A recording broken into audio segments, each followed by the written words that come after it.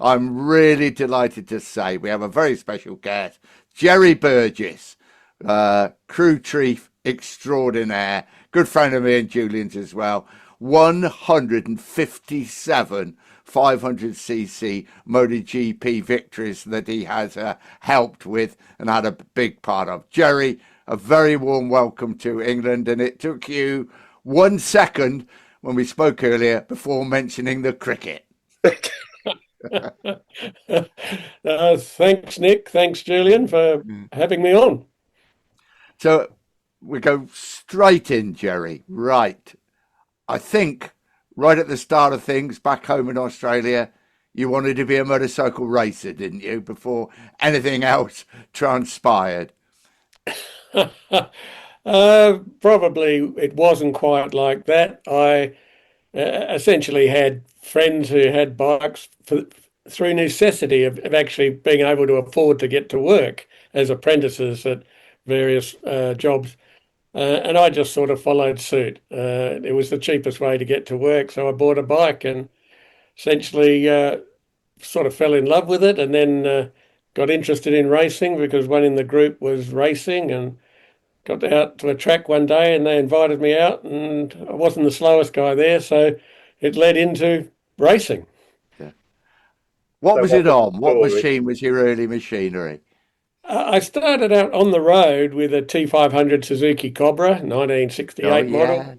And then when the awesome Kawasaki Mach 4 American dubbed Widow maker came out, I purchased one of those to go racing. And it was the only motorcycle I had that paid for itself in prize money. And you obviously race in Australia. Did you go to New Zealand, and was it just club racing or was it a slightly higher level? Uh, I didn't go to New Zealand, only raced in Australia, went to New Yeah. Zealand, assisted friends of mine to race there in the Marlborough series, which was very Oh, strong in the yeah. 70s, but never raced there myself. The standard of racing was above club, but not quite professional. There was only Yeah. probably two or three guys making a real profession out of it, perhaps Greg Hansford, Warren Willing. The rest of them, were what I'd call semi-professional, probably had a bit to top it up, the Jeffrey Sales and the like, but they're all a step above me for sure. Yeah, there's some decent names you mentioned there who did go on to go Grand Prix racing and with great success. Mm.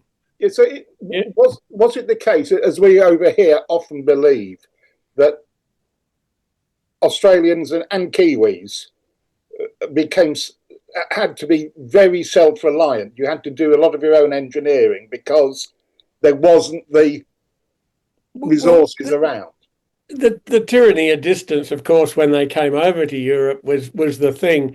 Even in my period there in the early 80s, I could see guys who could ride well in the UK, but to go over the channel, so to speak, a couple of bad results, and they said, well, it's no longer necessary for me to go to Europe. Mm. Whereas if an Aussie gets over there, it's 12,000 miles to go home and an awful lot of money wasted. So sometimes I think when you're forced to adapt and overcome, not only in the motorcycle world, but the colonials, from the Crosbys to the Cork Bellingtons to all of those that were below them, but from the colonies, they all seem to be able to. A good percentage of them were able to get good results in Europe.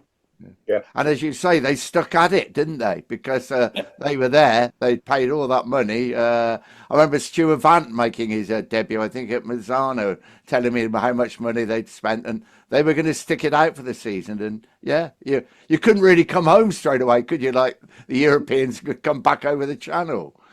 Well, that's right, and that's how I saw it. And clearly, you have a couple of bad results. Well, you've got less money, so you've just got to dig deeper. And I think it had assisted the colonials in the long term, and that goes back to the 1950s. I mean, you talk about Jack Brabham, you talk about all the motorcycle riders who went over in the 50s who achieved Speedway guys as results. well. Yeah. Speedway, of course, yeah, yeah. So yeah, I think having to go so far obviously creates a bit of attitude and a bit of fierceness, and you know, so You Yes, know, indeed. I could see it in the team I put together. We weren't there to muck around, you know. We were there to win. Yeah, yeah. So So what decided you? So, do carry on, Julian. Sorry. I'm going to ask the same question, I think, Nick, is how did the transition from decent level racer to mechanic stroke crew chief come about? Was it just unplanned and organic and it just sort of happened to you, or was there a job offer?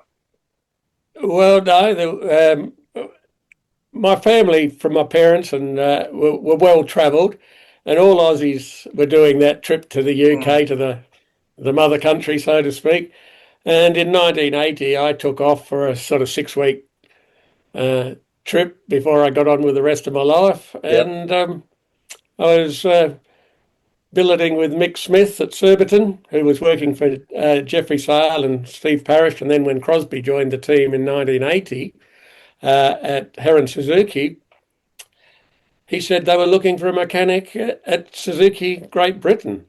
And I just said, well, put my name down with the other 500. And Rex White called me into a meeting on a Saturday morning. And obviously it was a case of knowing the right people and being in the right place at the right time. I knew Crosby. I'd raced against Cros in Australia. We knew each other reasonably well. I knew Mick Smith. And I knew George Vukmanovich from when he was here in Australia working for Warren Willing, and he was going to be Randy's mechanic. And I'd also met Randy in New Zealand in 1976. So I knew enough people and my RG Suzukis ran well in Australia, and they were a ticklish bike. But digressing a little bit, it was really just a holiday trip. And my father, who had the mechanical aptitude of a gnat, insisted that I sell my bikes before I leave because I'd be another year older when I got back. So once I got the job at Suzuki and I was 27, I was smart enough to realise, working for 19-year-old Randy Mamola and seeing what he was doing, and looking at the British scene, that there was no point in ever considering a racing career from that point on. The costs were just beyond it, you know. And I'd sort of reached the level, A-grade level in Australia, competing reasonably well, getting podiums, but not setting the world alight. So you're immediately you're a factory employee. So was this Randy on factory bikes going to Grand Prix, or is it internationals? Very much. It was Randy on Grand Prix, and of course the Shell Sport Series in Australia, in UK, which Heron supported. We had to do all of the English circuits and do the 8 or 9 or 10 Grand Prix as it was at the time. Yeah. Yeah. So you're straight in against the Sheens and the rest of it. Absolutely, it was an eye opener. Trust me.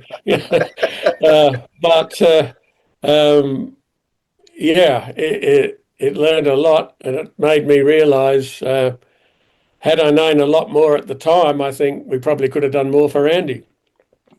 And of course, also included the TT, didn't it? And Graham Crosby.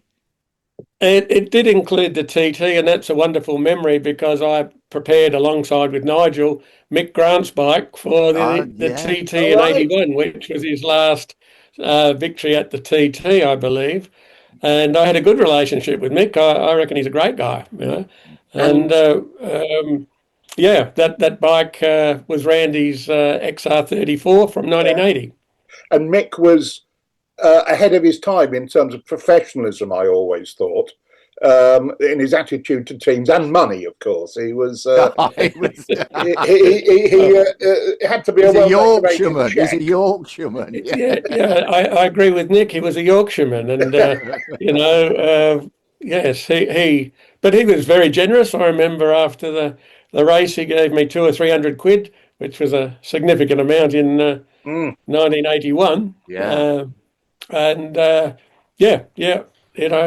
Really enjoyed the TT. I only did it the one time, and I remember driving around the circuit with a barometer on my lap, just checking the pressures and everything else. And I remember Mick sort of complaining about the jetting, but it was a bit raggy over the mountain. Well, there was no way it wasn't was not going to be anything else, because if we jetted it down anymore at sea level at Solby, it would have seized itself rock solid. So once I explained that to Mick, he said, "Why didn't somebody ever tell me that before?"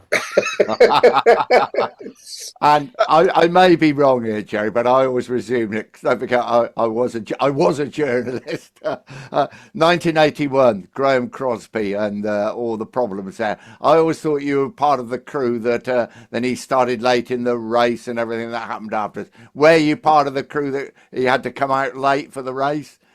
I was doing the signage for Cros. Where you come across the tram line, is that the bungalow or the veranda? I can't remember. The bungalow, yeah, when you come across the Okay, tram well, line, I yeah. was doing the signage for Cros there, and he didn't come round, and I didn't know what was going on, and Rex was meant to be on the radio from Ramsey or somewhere like that, but he was off having cups of tea with Lady Crichton Stewart, I believe, and when Cros came past, I didn't have nothing to put on the board, so I put a big question mark in white tennis shoe paint, and held it out. And I remember Cros going up across the side of the hill there, and he looked back over his shoulder and he shrugged his shoulders, and he went on to win the race. And that was all I had to do with whatever the race was at the time, the Formula One or whatever else. Yeah, I think it was it, and of course he couldn't start at the allotted time. He still won the race starting later. Then they gave the race to Ron Haslam, and then they changed their mind. Actually, I had to go up to the hotel, and there's a field behind the hotel on the Sunday, and Ron was flying one of his model planes as always, and I had to tell him that he hadn't won the TT and Cros had won it, and he was not pleased. Then Honda protested by dressing all in black, didn't they, and putting the bikes in black. And I think Cros still won the senior, didn't he, or on the Friday? Yeah. We had two goes at the senior that year, if you remember. Chris Guy was leading it on the Wednesday, but there was too much rain and clouds over the top of the mountain, so they stopped it. And we came back, I think it was on the Friday, and ran the senior. And Mick was fortunate enough to win it with a bit of help from a few boys in the pits. There you go. And it made Honda look rather stupid, didn't it? It did. I don't know how it would have gone over at downtown Tokyo, but it was done, and Not good, I would. Yeah. So do we therefore lay the blame for that demonstration at the door of dear old Barry Simmons?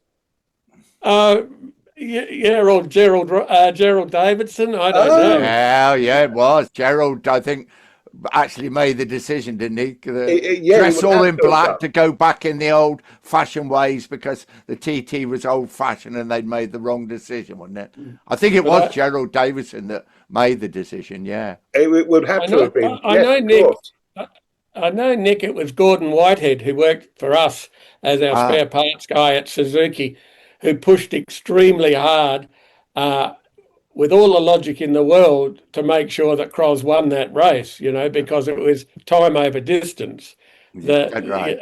And of course, he'd done the distance in a lesser time. But of course, the argument, I think, from Honda was that they were controlling Ron's speed based on the fact that Cros wasn't in the race. Yeah. Assuming that Cros wasn't in the race anymore because he hadn't started from his supposed legitimate position. But and before then, 1980, Randy won Zolder, was it? I think it was the only Grand Prix ever to be held at Zolder, his first Grand Prix win. Yes, after the disaster at Spa the year before with the resurfacing and the boycott, yes, we ended up at Zolder. But we did that, and he won his first Grand Prix there, and some short time later won the British Grand Prix at Silverstone that year. Oh, yeah. What about Randy?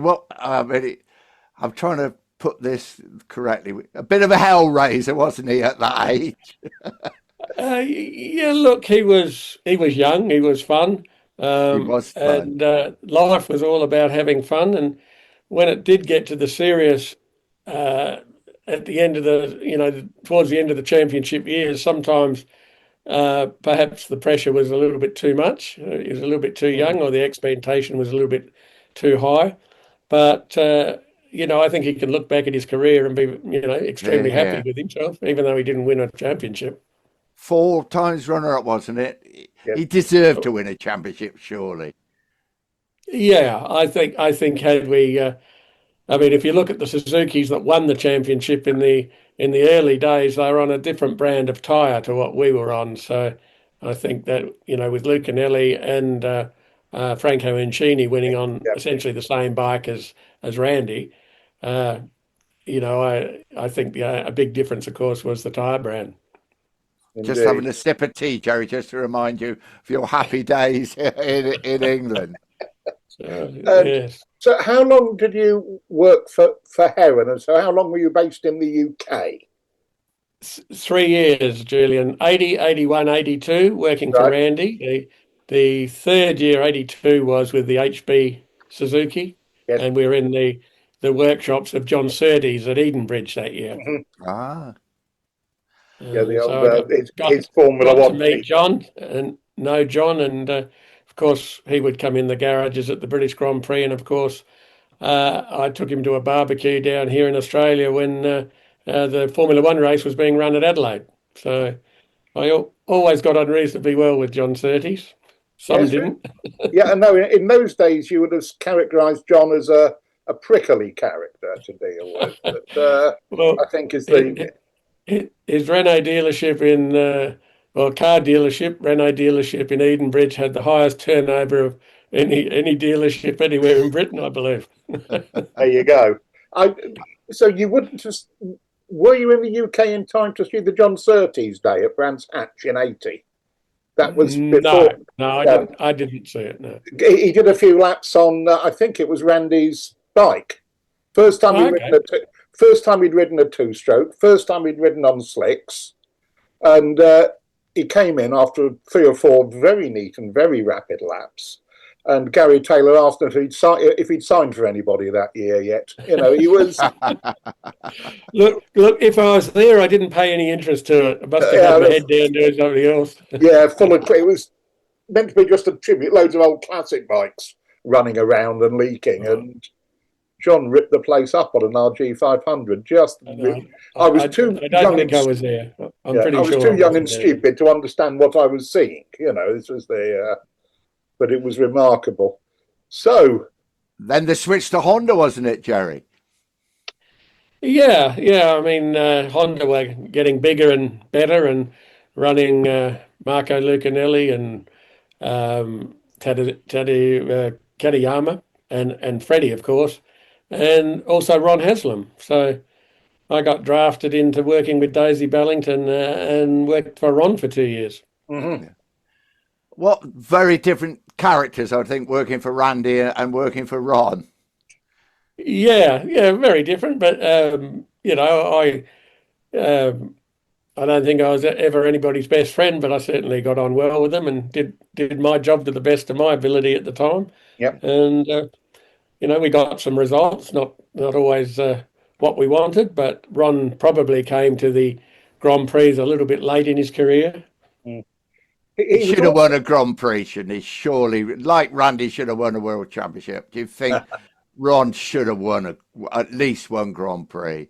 Yeah, I think he had podiums, and look, if you win one, is that enough? Perhaps it's better not to win any than just to win one. Was Ron as hypersensitive to machine setup as we always believed he was?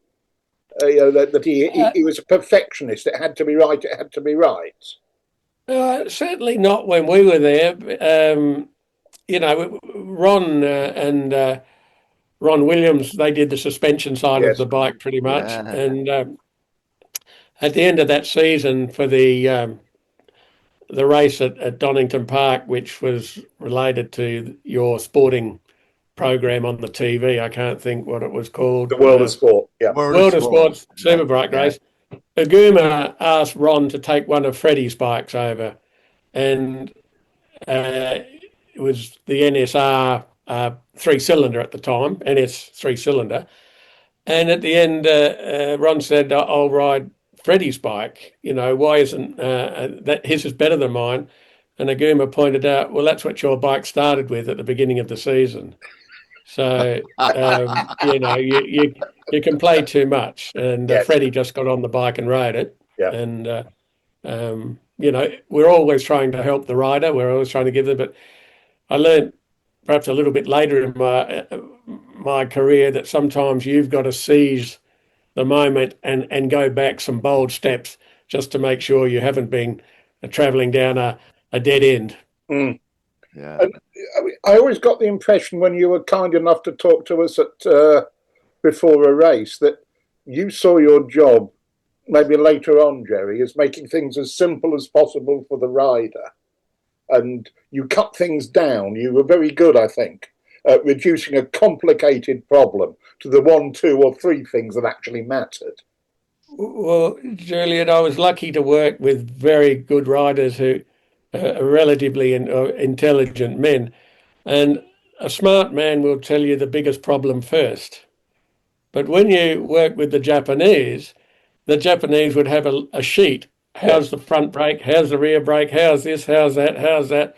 And by the time that poor Jap rider's got through the list, he's forgotten what the biggest problem was. Right. And Right. Mick would come in and be very bold and say, you can put some brakes on this thing anytime you like. So you knew where you stood. He was short on words. And Yes. Ron, on the other hand, would do a lot of laps. And so in a 40-minute session, or they were probably hour sessions then, he might do 3 lots of 20, whereas a Freddie Spencer might do 6 lots of 10. And he could identify the problems a bit quicker, make the change, whereas Ron was probably believing more in his own ability to go faster than making a change on the bike to assist him to go faster. Mm. And of course, you first then started working with you'd worked with George McManamich, with Erv Kanemoto and Freddie Spencer. Yeah, wonderful time. I mean, I did some races and testing, of course, with Freddie, because they tested here at Surfers Paradise in those days in near Brisbane, or Gold Coast, it is. And I'd get seconded to go up there, and Erv and I got on well, and I used to do the Champion 200 race in the middle of the year with them over at Laguna Seca. And obviously I didn't stuff up, and Erv invited me to join on the 500 team for 1985. Oh, what a year. Yes. Another right in at the deep end job. You didn't. There was no gradual working up to a level, was there, Jerry? It was top end from the start. But working with Erv was fantastic, because Erv was so busy with Freddie, both with the 250 and the 500, that Erv would come in and tell us what to change. And in my mind, I'm going, why are we changing this? Freddie must have said that. Mm. And so you start to reverse or backtrack Erv's decisions as to why we're doing something. And I was able to learn a lot without having to ask any questions, because Erv was just extremely busy with the looking after the 250 and supervising Stuart and Jules on that side. And out my side, I had one bike and George had the other. And we worked together, of course, to prepare both of those bikes. And we had some problems with the 500s through the course of the year, and the 250 guys helped us a lot more than we ever helped the 250 guys when manpower was required. Yes. And how good was Freddie, Jerry? To do what he did was remarkable, wasn't it? Yeah. Look, he was, and I didn't see Freddie last year, but he did have some involvement with the race management in the Grand Prix. Yeah. And we'd catch up at Phillip Island, and he'd always thank me for, the service that year. And he said, look where 2 of my guys ended up. Myself and Stu Shenton. Stu Shenton ends up running Kevin Schwantz to win a championship. So he clearly was kind enough to acknowledge that he reckoned he had the best people at the time. And again, a very different character to Ron Haslam and Randy Mamola. You know, on just different characters, weren't they? Nick, 10 minutes. We have 10 minutes left. James. Rightio, right. Okay. Right. Yeah, Freddie, very different character. Yeah, look, I mean, I didn't see a lot of Freddie. He came in and did his job. I don't think anybody did. And Nick, you would have spoken to Freddie more in terms of hours and minutes and hours than I probably did in the entire year, you know. Yeah. I used to write his column, and we'd go into the motorhome. Dr. Pepper's, wasn't it? He always drank. His girlfriend was Miss Louisiana. He didn't see him walking around the paddock. Yeah, and in and out on Concord. But when he was that good and winning Honda both championships, I think he was allowed anything he wanted, wasn't he? And he never finished on the podium again, Jerry, after winning that 500cc World Championship. Did it take it out of him mentally, do you think? I know physically he had wrist problems and tennis elbow and everything else.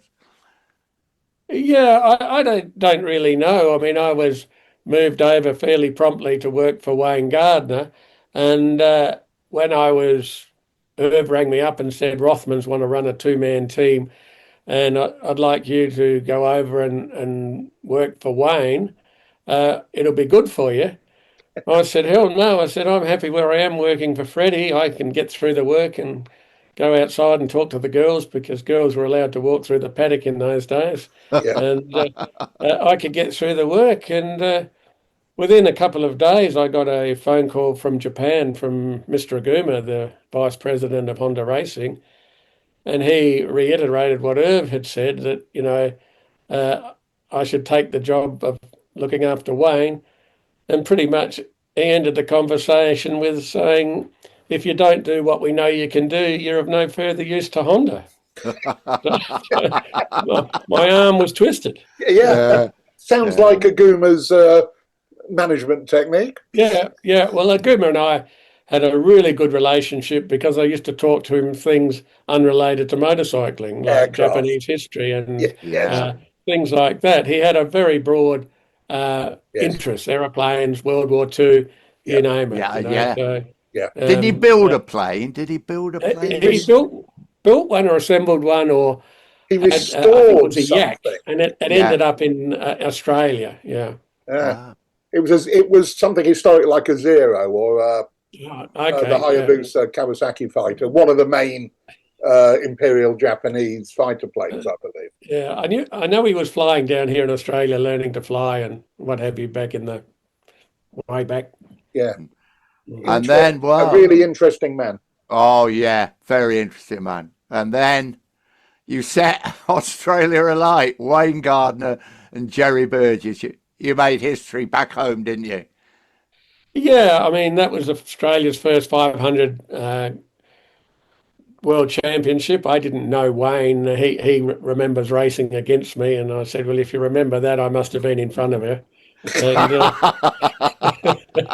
I didn't remember it, but it